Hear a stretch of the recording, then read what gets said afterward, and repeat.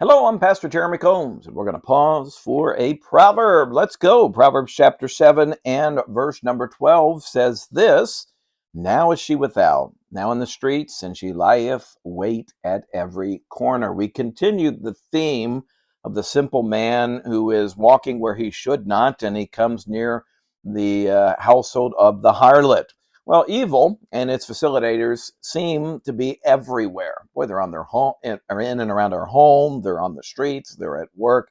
We could just really say that it seems like they're everywhere. Evil seems to know just how to set the hook just right to snag us and lure us in. And evil, even at times, can seem so powerful, so strong that it is irresistible.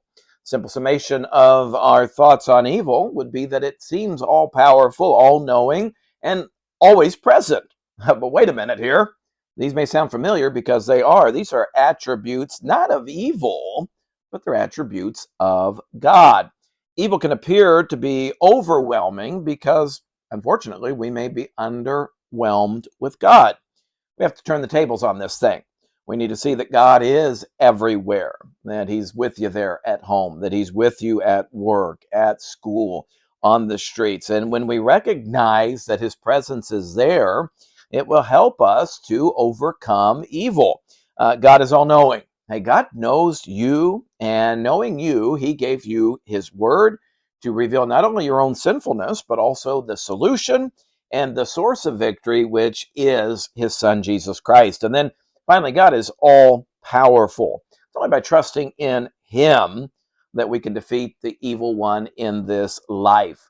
Many times we fail because we're trusting in our own strength. So look to God because evil is and seems to be everywhere.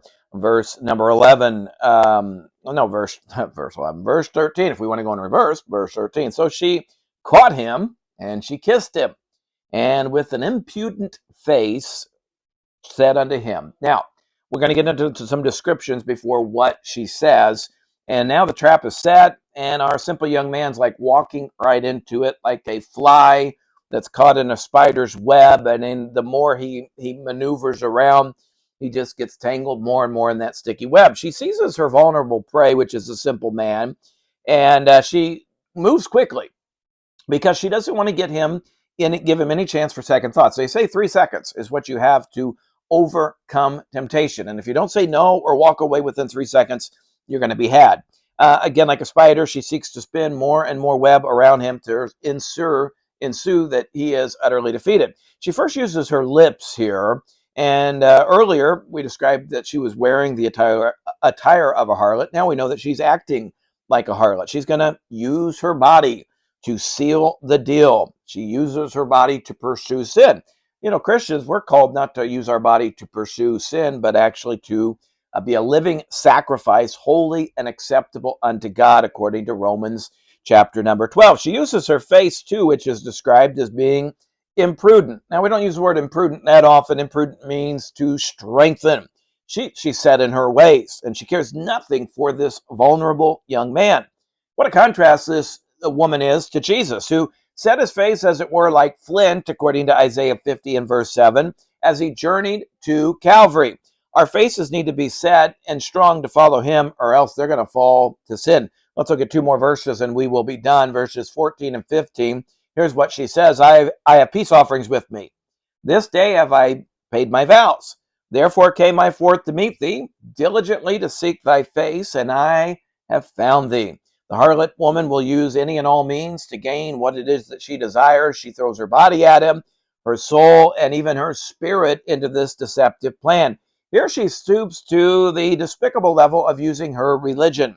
It's not easy to discern whether she's speaking of a pagan ritual where she's made an offering and now she's going to perform the vile deed that was rampant in the day, not for Israel, but in the Canaanites. Or is she speaking of she made her Old Testament offering and now she feels like she has a free pass to go do wrong? You know, many people today will willfully commit sin and be immoral because they have the misunderstanding that, well, all I need to do is say a prayer or go to church and put money in the offering plate and it wipes the slate clean. God does forgive our sin when we repent, but to take advantage of God's grace is, and to cover over our sin with something that was intended for him is really preposterous, and can we even say evil? It's a dangerous game to play with God, one that you will ultimately lose. So stay out of that web today.